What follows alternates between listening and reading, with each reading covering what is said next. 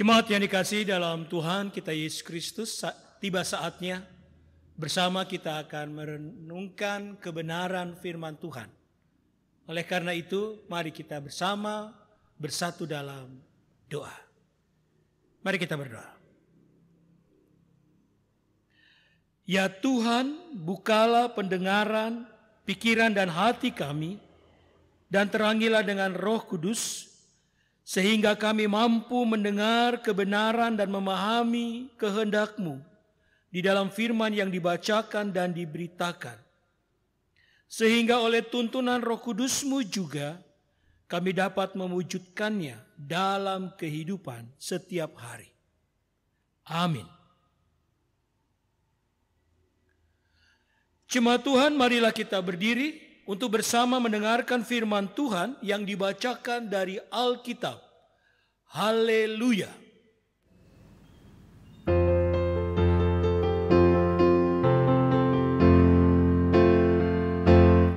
Haleluya. Haleluya. Pujilah Tuhanmu selamanya. Haleluya. Nyanyi dan soraklah, agungkan namanya, pujilah Tuhanmu selamanya, haleluya.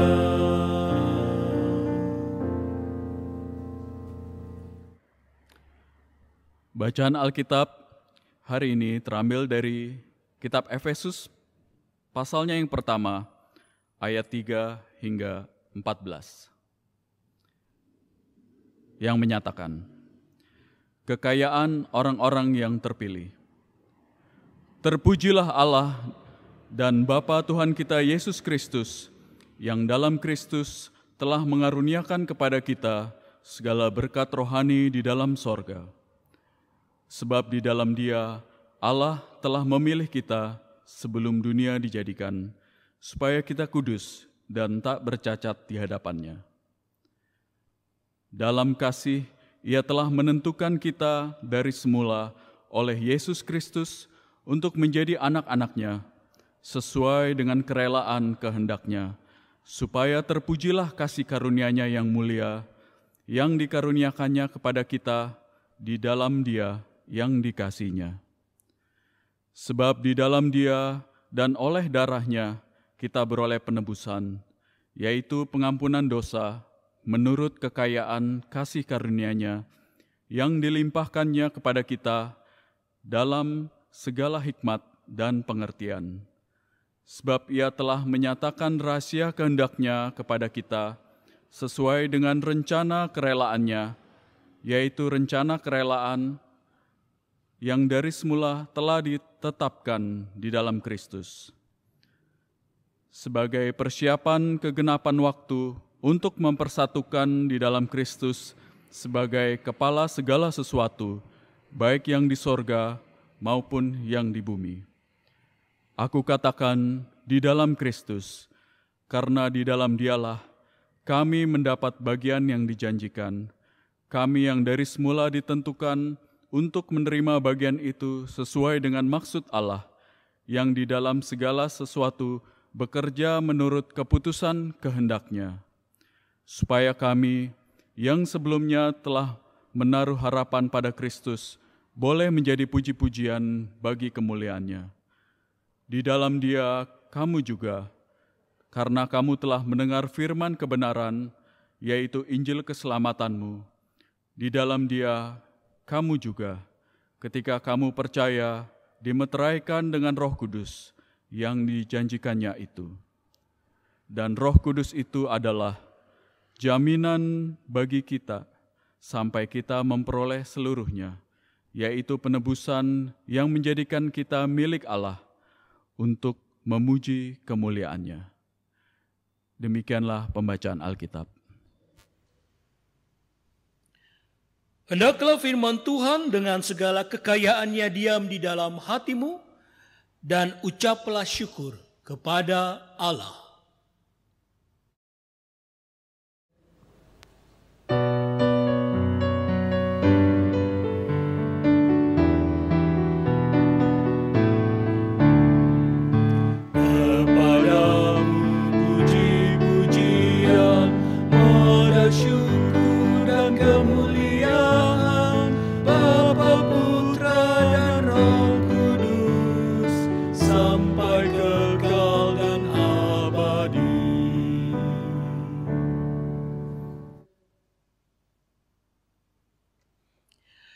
Ibu bapak yang dikasihi dalam Tuhan kita Yesus Kristus, bacaan kita pada saat ini terambil dari kitab Efesus.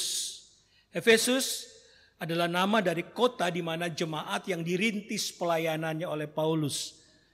Jemaat ini ibu bapak adalah jemaat yang terdiri dari sebagian besar orang-orang dari orang Kristen Yahudi dan orang Kristen Yunani.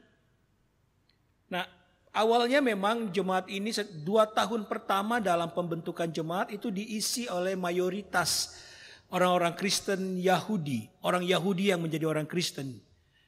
Karena pelayanan Paulus pertama kepada mereka, 3 bulan ketika Paulus tinggal di Efesus, membuka pelayanan di sana, dia melayani bagi jemaat ini, etnis Yahudi. Kemudian berkembang pelayanan oleh para jemaat, diteruskan oleh para penginjil dan sebagainya. Masuklah orang-orang Yunani dan sebagainya menjadi warga gereja. Nah, yang menarik ibu bapak, ketika orang-orang dari Yunani menjadi warga gereja, menjadi anak-anak Tuhan, prosesnya ternyata tidak mulus. Kenapa? Salah satu yang menjadi masalah adalah orang-orang Kristen yang etnis Yahudi ini ternyata cara memahami imannya itu masih seperti orang Yahudi. Artinya kebiasaan atau budaya Yahudi ternyata masih melekat kuat dalam diri mereka. Salah satu contoh yang sering kali juga kita dengar adalah mereka masih menuntut kepada orang yang menjadi orang Kristen melakukan budaya Yahudi. Contoh, sunat. Atau melakukan hal-hal yang masih berbau Taurat Yahudi. Nah, bagi orang Yunani ibu bapak ini sesuatu yang asing. Contoh tadi saya katakan sunat, bagi mereka itu bukan budaya mereka. Sehingga kalau memaksakan itu bagi mereka, maka itu menjadi satu beban. Tetapi bagi orang Yahudi tuntutan itu bagi mereka itu sesuatu yang mutlak. Harus kalau mau jadi anak Tuhan harus lakukan itu, sunat.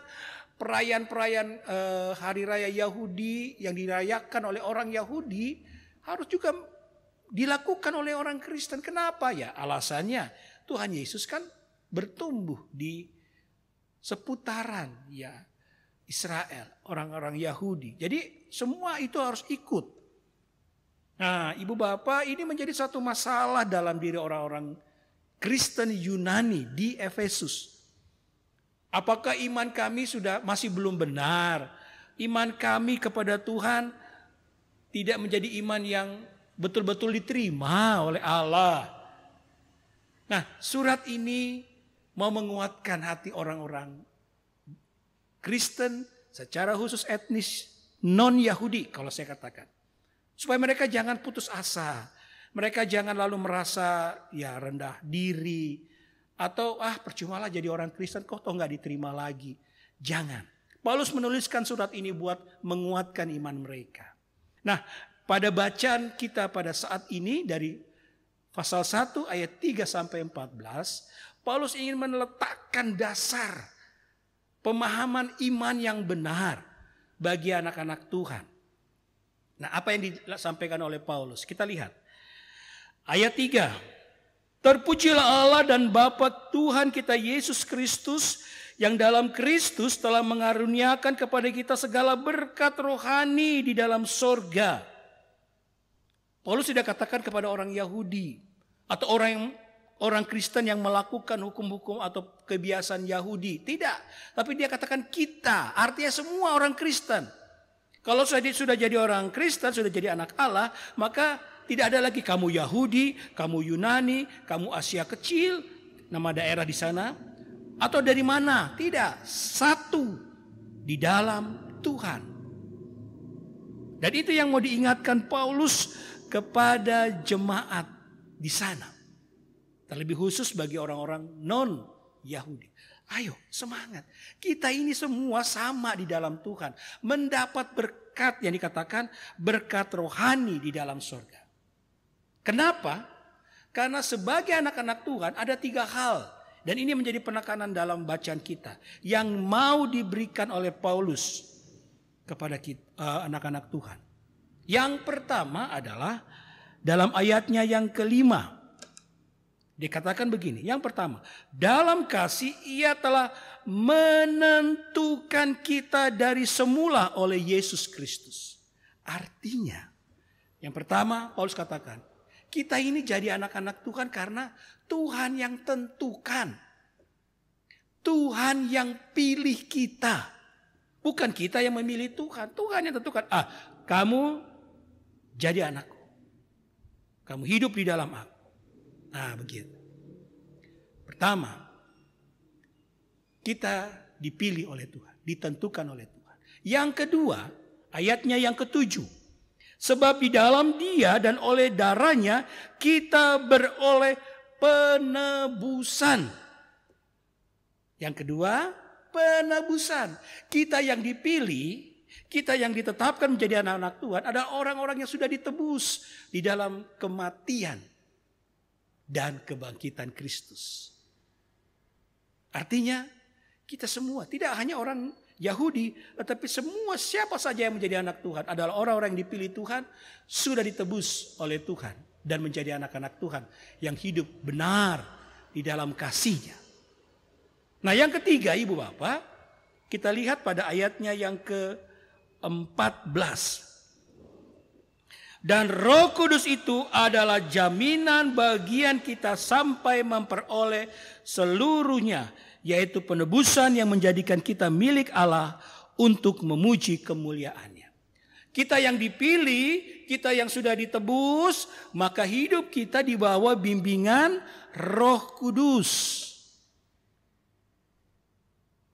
Ibu Bapak yang dikasihi dalam Tuhan Yesus Kristus, yang ketiga ini mau mengingatkan kepada umat bahwa kalau Allah sudah memilih kita, Allah menetapkan kita menjadi orang-orang keselamatan lewat penebusan di dalam Tuhan Yesus, maka ingatlah selalu bahwa hidupmu harus berpadanan, harus sesuai dengan kebenaran Tuhan.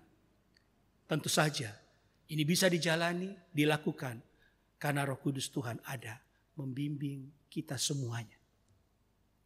Dan ini yang menjadi nasihat Paulus kepada orang-orang di Efesus.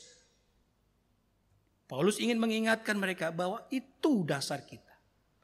Dengan 3 hal ini Paulus ingin mengatakan kepada mereka, kalau 3 hal ini kita pahami, kita dipilih oleh Tuhan, kita sudah mendapat penebusan dalam atas dosa-dosa kita, dan kita hidup dalam bimbingan Roh Kudus Tuhan, maka itu harus tampil. Itu harus nyata dalam hidup kita. Dalam ayatnya yang keempat dikatakan, sebab di dalam Dia Allah telah memilih kita sebelum dunia dijadikan, supaya kita kudus dan tak bercacat di hadapan-Nya. Perhatikan Ibu Bapak, dikatakan kita menjadi kudus dan tak bercacat. Apa artinya? Kudus itu, saya sudah beberapa kali jelaskan, kudus itu artinya sesuatu yang berbeda, yang tidak sama dengan yang lain. Kudus itu memang bukan berarti bersih. Kalau bersih itu suci, maka selalu katakan kudus dan suci. Kudus itu artinya sesuatu yang berbeda. Hidup anak-anak Tuhan yang sudah dipilih, ditebus dan dibawa bimbingan Roh Kudus harus berbeda dengan dunia. Kalau hidup kita sama saja dengan dunia, apa artinya? Ya sama, percuma penebusan Tuhan Yesus. Tidak ada artinya. Nah, yang kedua tadi dikatakan, dan tak bercacat di hadapan-Nya. Tak bercacat di hadapan-Nya, hidup artinya hidup benar di dalam Tuhan. Hidup betul-betul sesuai dengan kebenaran kehendak Tuhan. Itu yang harus terjadi. 2 hal ini, hidup kudus dan tak bercacat, itulah tanda bahwa kita benar-benar orang yang sudah dipilih ditebus, dan hidup dalam bimbingan Roh Kudus Tuhan. Dan semua itu terjadi Bapak Ibu. Semua itu bisa ada karena Allah sudah menghadirkan dirinya di dalam Kristus untuk menjadi bagian dalam kehidupan kita. Karena Allah telah turun ke dalam dunia sehingga kita bisa dirangkul menjadi anak-anak Tuhan. Nah, Ibu Bapak yang dikasihi dalam Tuhan Yesus Kristus, inilah pesan firman Tuhan buat kita juga dalam hidup kita. Bagaimana kita mengatur, menata hidup kita sebagai anak-anak Tuhan? Apakah kita juga sudah hidup benar di dalam kebenaran Tuhan? Sebagaimana nasihat Paulus kepada orang-orang di Efesus supaya mereka bangkit semangat iman mereka. Jangan lalu masih seperti dalam ketakutan atau masih dalam tekanan orang-orang Yahudi. Tetapi mereka boleh bangkit semangat iman mereka, menjalankan kehidupan iman mereka dengan baik, dan hidup benar di dalam Tuhan. Hari Minggu ini adalah disebut dengan hari Minggu Trinitas. Apa artinya? Hari Minggu di mana kita akan memasuki perjalanan panjang sampai nanti di Advent. Selanjutnya akan disebut dengan hari Minggu sesudah Pentakosta. Di mana kita mau diingatkan bahwa hidup kita ini di dalam Tuhan ada karena satu karya besar Tuhan yang nyata. Allah sebagai Bapa yang memelihara kita, mengasihi kita dengan Dia turun sendiri ke dalam dunia dalam Kristus. Dan kehidupan kita sehari-hari ada dalam pimpinannya, dalam Roh Kudus. Itulah kehadiran Allah dalam hidup kita. Itulah yang seharusnya menuntun kita menjalani kehidupan setiap waktunya. Nah, sekarang persoalannya, maukah kita membuka hati dan diri kita agar sungguh karya Allah yang besar itu selalu menuntun kita dalam hidup ini? Ada sebuah, Bapak Ibu, ada sebuah lukisan yang sering kali kita lihat sebagai orang Kristen. Mungkin juga di rumah Bapak Ibu terpajang ada lukisan Tuhan Yesus sedang mengetuk pintu. Bapak Ibu pasti pernah melihat lukisan ini, saya. Dan mungkin juga di rumah Bapak Ibu terpajang lukisan. Coba perhatikan pintunya. Bukan Tuhan Yesusnya, pintunya. Kalau Ibu Bapak perhatikan baik-baik, pintu itu, gambar lukisan yang baik, benar adalah ketika di dalam pintu itu tidak ada gagangnya. Kalau tidak ada gagangnya bagaimana masuk ya? Sengaja pelukis dari lukisan ini tidak membuat atau menggambar gagang pintu. Kenapa? Karena pesan dari gambar ini adalah Tuhan mengetuk pintu yang adalah lambang hati dan diri kita. Nah, kita yang ada di dalam rumah itu, di balik pintu itu, kita yang diminta untuk mau buka pintu itu atau tidak. Gagangnya ada di dalam rumah. Artinya pesannya seperti yang dalam firman Tuhan pada saat ini. Apakah kita mau membuka hati dan diri dituntun oleh kebenaran firman Tuhan? Tuhan mengetuk dan mau hadir dalam hidup kita. Maukah kita membuka hati dan memberi diri kepada Tuhan untuk menyerahkan seluruh kehidupan kita